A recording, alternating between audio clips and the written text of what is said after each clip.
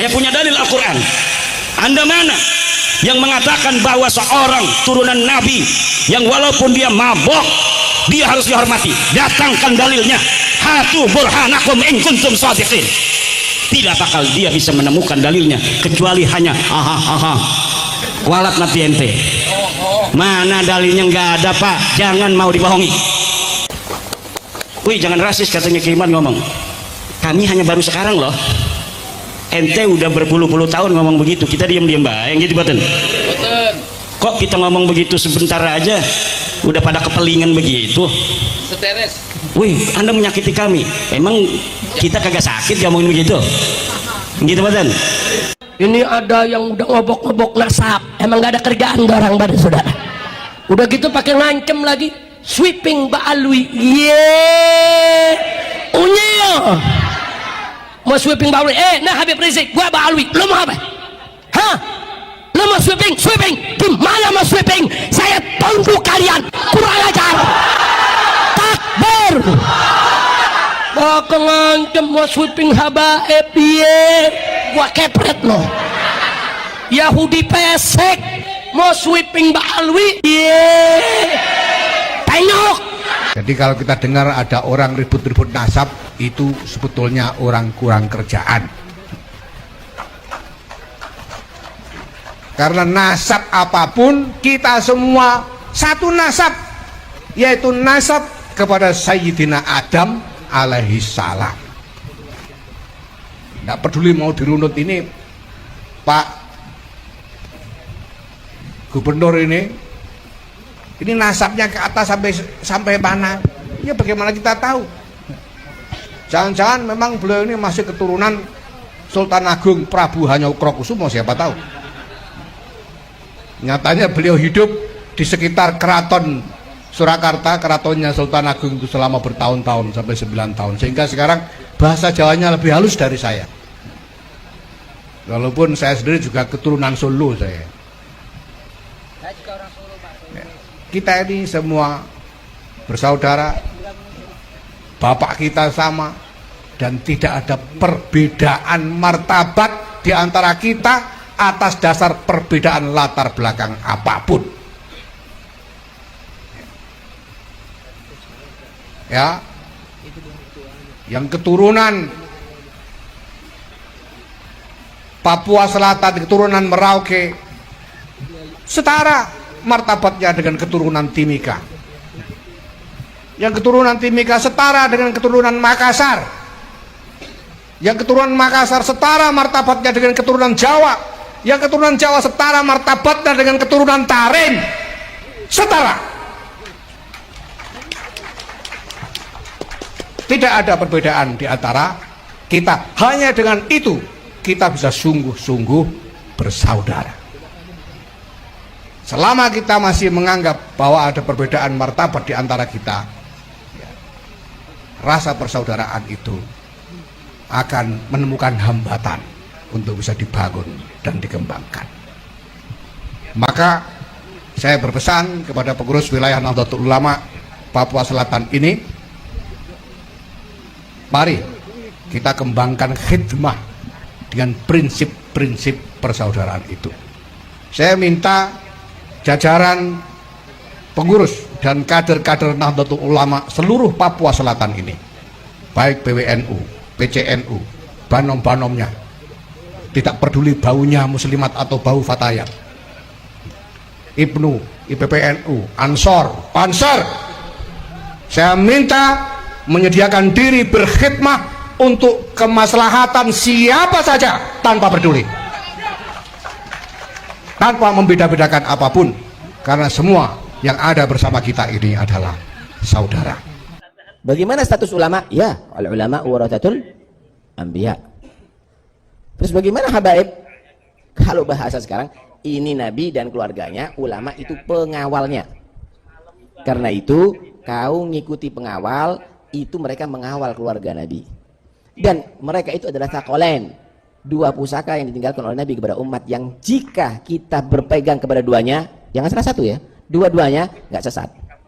Ente ngikuti Al-Quran tapi nggak ngikuti habaib, ente juga sesat. Sekarang muncul macam-macam.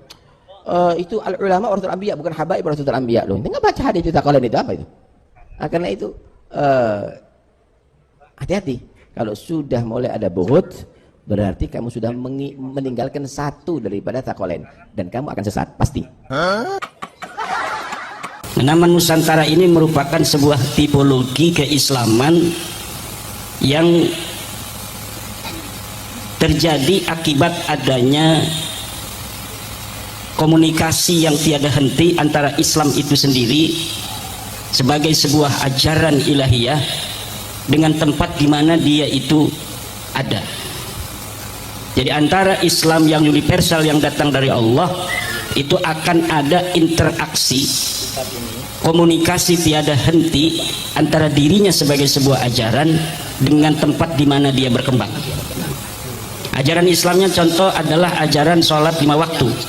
Ya, sholat 5 waktu di Arab sama, Dohor, subuh, maghrib, isya, subuh. Yang ada di Jawa sama, 5 waktu. Syaratnya sama, rukunnya juga sama. Ketika di Arab Islam datang mewajibkan sholat, orang Arab pakaiannya pakaian Arab, maka kemudian adanya interaksi antara ajaran ilahiyah dengan tradisi masyarakat Arab dalam berpakaian. Kemudian kita kenal sholatnya orang Arab pakai jubah. Ketika Islam yang universal ini dibawa ke Jawa pakainya belangkon, wah ini sekarang belangkonnya nggak ada, ini bisa pakai. Maka kemudian orang Jogja, orang Solo sholatnya pakai belangkon. Jadi kalau ada orang lagi sholat pakai belangkon, pakai sarung batik, ini orang nanti akan lihat, oh itu orang Jogja, Islam Jogja atau Islam Nusantara. Kalau pakai peci nasional ada di Mekah, orang akan tahu, oh itu siapa itu orang sholat pakai peci hitam, oh itu Islam Indonesia. Kenapa kita lebih luas ke Nusantara? Karena ternyata dari sisi kebudayaan dan peradaban, saudara-saudara kita yang ada di Malaysia, yang ada di Brunei, Filipina Selatan, Thailand Selatan memiliki tipologi yang sama seperti kita, dan ternyata dari sisi kesejarahan memiliki sejarah yang sama dengan kita, yaitu sama-sama dulunya sebagai bagian daripada kemaharajaan Jawa, yaitu kemaharajaan Mojopahit. Islam Nusantara yang hari ini dikembangkan oleh Nahdlatul Ulama dan ingin diperkenalkan ke seluruh pelosok dunia telah berhasil membawa suasana keislaman yang energinya menjadikan bangsa Indonesia yang terdiri dari ratusan suku, 1.400 suku bangsa atau 700 suku bangsa dengan 1.400 bahasa, dengan berbagai macam adat istiadat yang ada, dengan agama dan kepercayaan yang jumlahnya ratusan.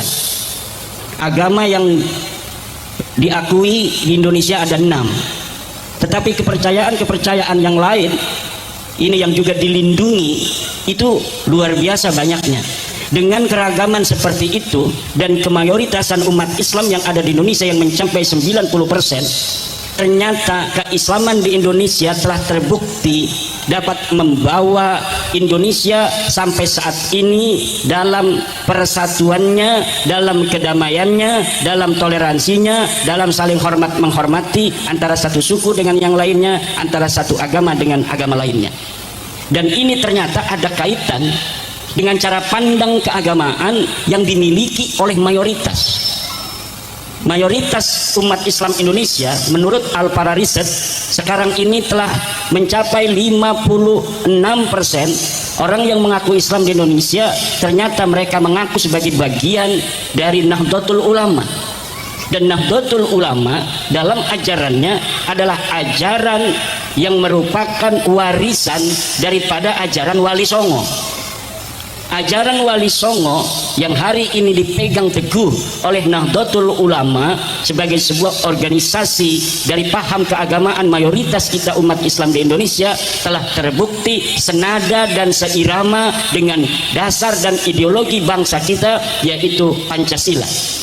Maka Pancasila dan Nahdlatul Ulama ini dijadikan sebuah lambang dari kedamaian yang sejak merdeka 1945 sampai hari ini dirasakan oleh bangsa Indonesia, tidaklah bisa dilepaskan dari Pancasila dan Nahdlatul Ulama. Boleh tepuk tangan untuk Nahdlatul Ulama dan Pancasila. Kemudian yang perlu juga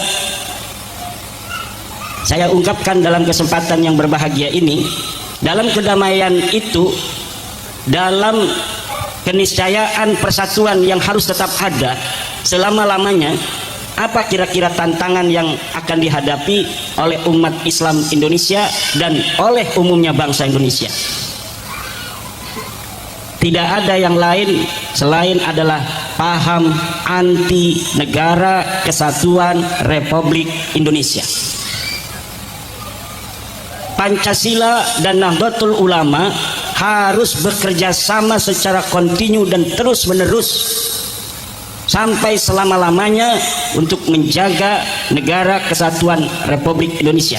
Komponen antara NU dan Pancasila ini tidak boleh dipisahkan. Pancasila yang pertama adalah ketuhanan yang Maha Esa, sama dengan NU.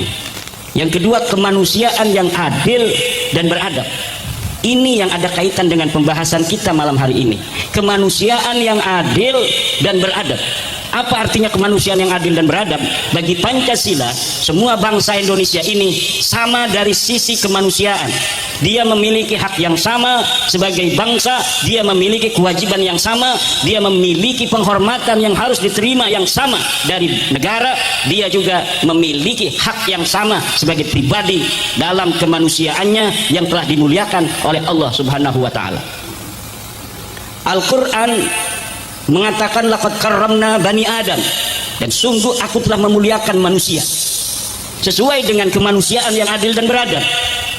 Nah, sekarang ini yang ada masalah adalah dengan cara pandang kita sebagai Nahdiyin.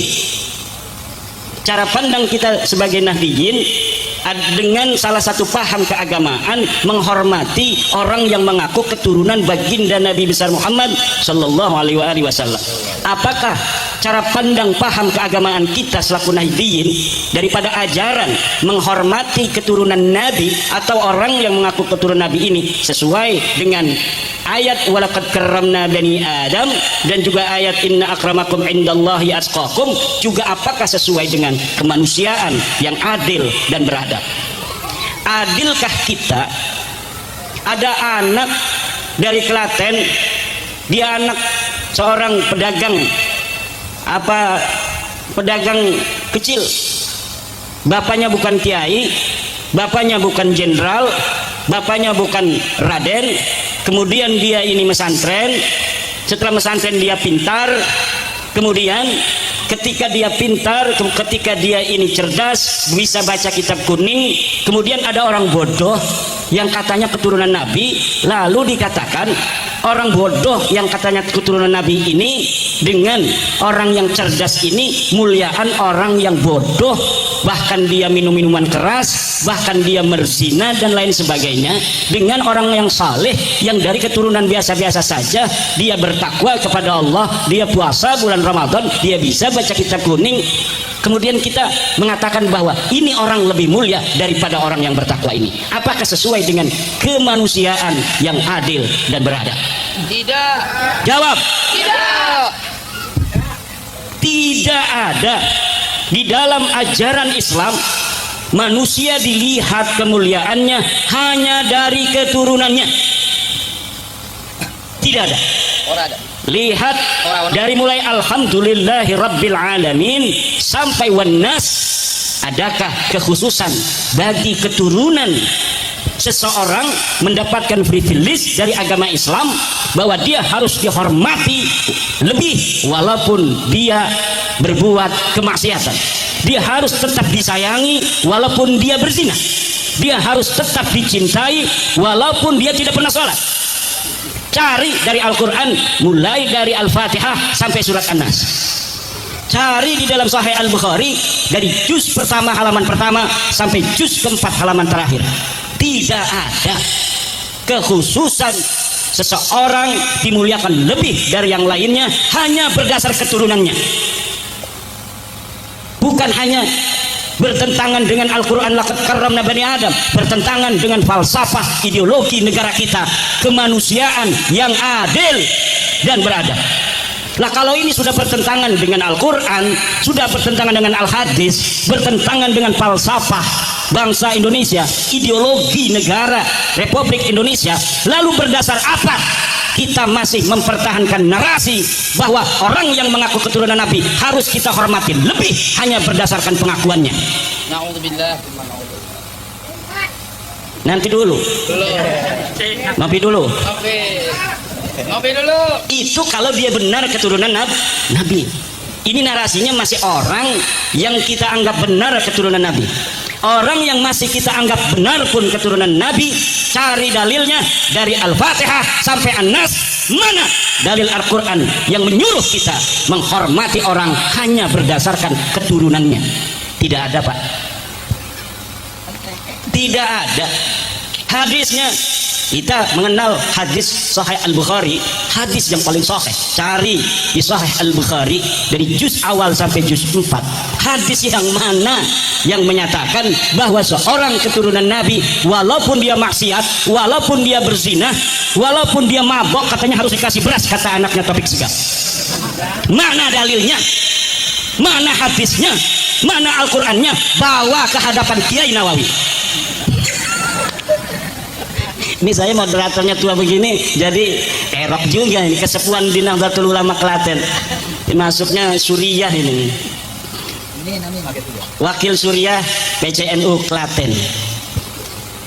Kadang-kadang kita mengikuti narasi-narasi, pasti verifikasi, narasi itu sulit untuk dicari dalilnya. Oh, ada katanya di kitab Anu, karangan Syekh Anu. Coba kalimatnya bagaimana? Oh, kalimatnya wa yajibu ayyuhibba dzurriyyatan Nabi. Coba istidlalnya dari mana? Beliau ini pengarang kitab, apakah menyertakan dalil dari Al-Qur'annya, berkata begitu? Oh, enggak ada katanya. Apakah menyertakan hadis ketika dia menyertakan itu? Oh, enggak ada. Berarti itu pendapat manusia. Bisa diterima, bisa ditolak. Dan kebutuhan untuk Indonesia hari ini, ucapan-ucapan ulama seperti itu yang tidak ada istidlal dari Al-Quran dan hadisnya, untuk kebangsaan kita yang terdiri dari berbagai macam suku bangsa, terdiri dari berbagai macam latar belakang kemanusiaan, narasi-narasi semacam itu harus ditinjau ulang. Semua manusia dalam pandangan Islam sama. Siapa yang dia paling bertakwa, dialah orang yang paling mulia. Inna akramakum indallahi atqakum. Saya punya dalil Al-Quran. Anda mana yang mengatakan bahwa seorang turunan Nabi yang walaupun dia mabok dia harus dihormati? Datangkan dalilnya. Hatu burhanakum in kuntum shadiqin. Tidak bakal dia bisa menemukan dalilnya kecuali hanya walat nanti ente. Mana dalilnya? Nggak ada, Pak. Jangan mau dibohongi. Mana dalilnya seseorang harus dihormati karena dia keturunan Nabi walaupun dia mabok? Jangan mau dibohongi oleh penceramah-penceramah Balawi. Lihat itu di YouTube, ceramahnya tiap hari demikian. Jadi mereka sebelum bermaksiat, mereka bikin disclaimer dulu. Kalau ada dari kita yang bermaksiat, tetap wajib dihormati. Jangan ikuti, tapi zatnya ini ada darahnya Nabi. Disclaimer itu Pak namanya. Itu masa lalu. Hari ini tidak akan lagi bangsa Majapahit akan mau dibodohi oleh orang-orang seperti mereka. Kalau kita ngomong Indonesia masih belum bisa, kita katakan kita bangsa Majapahit agar mereka tahu bagaimana leluhur kita dulu menjadi penguasa di dunia ini. Katanya anak-anak mereka lebih mulia dari anak kita, kastanya tinggi. Gitu badan. Kalau Kinawawi walaupun kiai mau ngelamar Mbak Lawiyah nggak boleh. Sekarang dibalik, bos, dibalik. Siapa anak-anak Jawa perempuannya mau dilamar jangan boleh, ente nggak level. Ini DNA-nya khusus untuk O dan yang lainnya. Untuk G minggir dulu. Nggak level. Kecuali ente bisa ngerubah apa namanya tes DNA-nya. Jangan baru bisa melamar anak-anak Jawa, anak-anak keturunan para orang-orang yang telah mampu membuat peradaban besar di masa lalu. Wih, jangan rasis, katanya Kiai Iman ngomong. Kami hanya baru sekarang loh. Ente udah berpuluh-puluh tahun ngomong begitu, kita diam-diam bayang gitu baten. Kok kita ngomong begitu sebentar aja udah pada kepelingan begitu. Seteres. Wih, Anda menyakiti kami. Emang kita kagak sakit ya ngomongin begitu? Gitu baten. Ini kemanusiaan yang adil dan beradab. Bangsa Indonesia harus lebih cerdas di dalam memandang paham-paham keagamaan yang ada di media sosial. Jangan sampai terjebak kepada narasi-narasi yang seakan-akan itu adalah ajaran agama, tapi sebenarnya kalau dipikirkan bukan ajaran agama. Cerita-cerita yang tidak masuk akal dengan framing karomah, framing keramat, padahal itu bisa jadi tidak terjadi sama sekali. Karena dari framing keramat itu, bukan framing, apa istilahnya, fitnah. Ini ngomongnya lebih keras, fitnah katanya. Cerita-cerita di YouTube bahwa kakeknya dulu kalau ada orang mati, walaupun dia sudah mati ratusan tahun, maka dia akan keluar ikut menyembahyangi orang yang mati itu agar orang itu diampuni dosanya. Masya Allah. Kalah Nabi. Neraka itu bisa ditiup padam oleh kakek mereka. Masya Allah. Kakek mereka bisa menurunkan rantai emas dari langit. Masya Allah. Kalau nurunin rantai emas kaya dong. Betul nggak? Kaya dong. Kalah dong Cikotok di Banten itu ladang emas. Tapi nyatanya negara mereka miskin. Betul nggak? Nyatanya kok minta-minta duit sama orang Jawa. Gitu kan? Ini yang terjadi. Katanya karomanya luar biasa, kok negaranya masih miskin. Karomanya luar biasa, kok perang melulu. Kita damai-damai baik. Gimana? Ngopi enak tanpa gula. Kalau yang masih pakai gula itu bermasalah. Kalau yang ngerokoknya itu sudah kelihatan putih-putih sin itu pasti ada masalah itu. Kita sehat-sehat begini, alhamdulillah. Makan jagung itu bukan karena kita nggak ada nasi tadi itu, karena itu menjaga tradisi. Ada loh masih nasi jagung yang enak seperti ditaruh begitu. Masya Allah, alhamdulillah. Kita bangsa besar, bapak-bapak, dan ini yang harus disadari. Kesadaran kita sebagai bangsa besar, kesadaran bahwa kita adalah manusia-manusia yang tidak bisa dikatakan sepele oleh bangsa lain. Kita pernah mengalahkan Cina loh. Majapahit perang mengalahkan Cina. Majapahit ketika itu Mongol itu bisa menghancur leburkan Baghdad, bisa menghancur leburkan Kaukasus. Negara Yahudi hancur oleh Mongol, negara Islam Baghdad hancur oleh Mongol. Dia coba-coba datang ke Banten, dia coba-coba datang ke Majapahit ya. Banten belum ada ya, belum waktu itu. Ternyata dia kena batunya di tanah Jawa, tanah yang penuh dengan karomah, tanah yang penuh barokah. Dia bisa mengalahkan Kaukasus, dia bisa mengalahkan Baghdad, tapi tidak bisa mengalahkan Jawa. Tepuk tangan untuk Jawa. Kalau nyebut Jawa itu orang zaman dulu mah termasuk seluruh Nusantara. Aceh, Borneo, Maluku, apalagi Sulawesi, Papua, itu semuanya masuk di kata Jawa. Ini Kang Abdul Rojak ngeliatin saya begitu amat ini.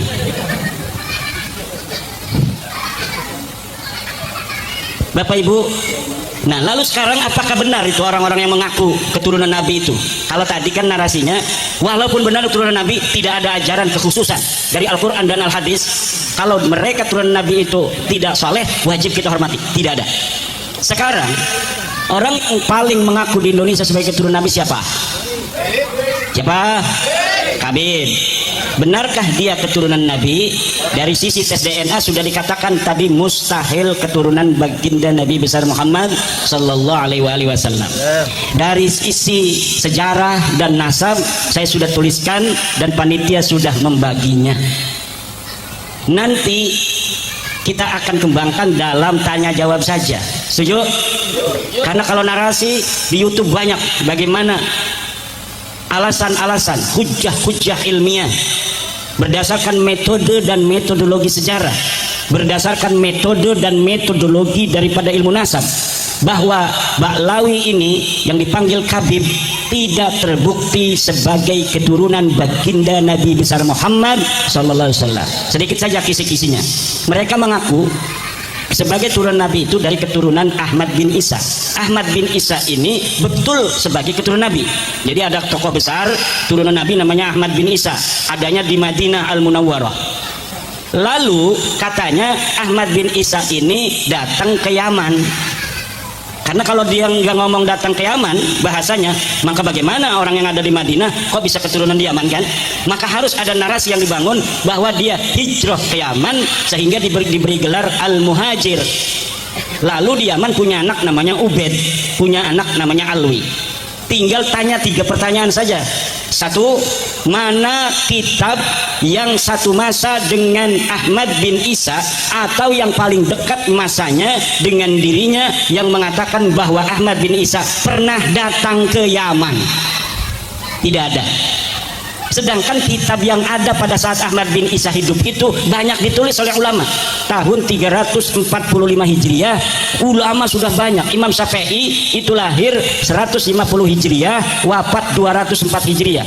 Abu Hanifah wafatnya saja 150 Hijriah. Ngarang kitab banyak. Imam Syafi'i ngarang kitab banyak. Imam Ahmad bin Hambal ngarang kitab banyak. Kalau 345 Hijriah berarti kan udah ratusan tahun kemudian. Seharusnya lebih banyak lagi kitab-kitab yang sudah ditulis, baik kitab sejarah maupun kitab pengetahuan Islam lainnya. Tanya, mana kitab yang satu masa dengan Ahmad bin Isa yang menyatakan dia hijrah ke Yaman? Tidak ada. Boleh dibuktikan. Ahmad bin Isa ini orang Madinah, dia ada di Madinah, dia berketurunan di Madinah. Nanti kemudian ada beberapa keturunannya yang pindah ke Irak, tetapi Ahmad bin Isanya terkonfirmasi kitab-kitab yang ada pada masanya tetap ada di Madinah. Kemudian adakah kitab dari mulai abad ke-4 itu sampai abad ke-8 yang menyatakan Ahmad bin Isa ini bergelar Al-Muhajir? Tidak ada. Kenapa? Karena mereka mengaku sebagai keturunan Ahmad bin Isa itu baru di abad 9.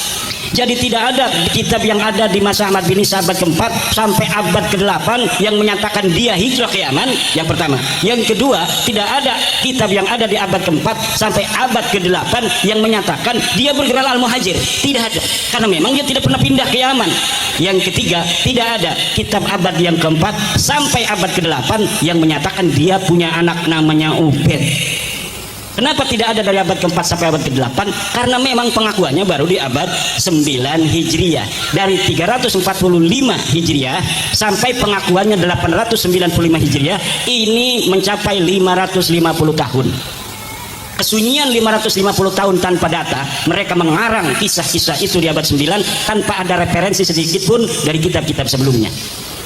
Kemudian hitung dari 895 Hijriah itu sampai hari ini 1445 Hijriah itu juga jumlahnya sama 550 tahun. Dan saya kira 550 tahun adalah waktu yang diberikan Tuhan untuk mereka, dan tidak ada waktu lagi setelah itu mereka bisa untuk mengaku sebagai keturunan baginda Nabi besar Muhammad sallallahu alaihi wasallam. Ibnu Hajar Al-Haytami dalam kitab As-Sawa'iqul Muhriqah mengatakan, yang bagi likulli ahadin ay yakuna lahu ghairatun fi hadzal nasab asy-syarif wa dhabtihi hatta la yantasiba ilaihi ahadun illa bihaqqih. Seharusnya, sekelatennya, sejogjanya semua orang mempunyai perhatian untuk nasabnya Nabi besar Muhammad sallallahu alaihi wasallam, sehingga tidak bisa orang sembarangan mengaku sebagai keturunan baginda Nabi besar Muhammad sallallahu alaihi wasallam. Itu ucapan dari Ibnu Hajar Al-Haytami dalam kitab As-Sawa'iqul Muhriqah. Apa yang kita lakukan ini adalah dalam rangka tanzihu nasabi Sayyidina Muhammadin sallallahu alaihi wasallam minad dukhala'il ad'aya, adalah mensucikan nasabnya baginda Nabi besar Muhammad SAW dari penyusup dan pengaku-ngaku. Demikian, wallahu huwal muwaffiqu ila aqwamit thariqin. Wassalamualaikum warahmatullahi wabarakatuh.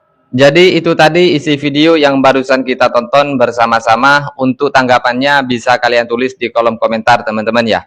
Jadi alhamdulillah semenjak munculnya tesis Kiai Haji Imaduddin Utsman Al-Bantani ini, sekarang banyak orang-orang yang sudah pintar dan cerdas dalam bersikap. Dan juga banyak para santri-santri dan para kiai lebih mendalami kajian dan meneliti ilmu nasab para Habib Ba'alawi. Mungkin itu saja yang bisa saya sampaikan, dan semoga kita tidak gagal paham dalam apa yang diterangkan oleh Kiai Haji Imaduddin Utsman Al-Bantani barusan ini, teman-teman ya. Salam dari saya, channel Seputar Cerita. Assalamualaikum warahmatullahi wabarakatuh.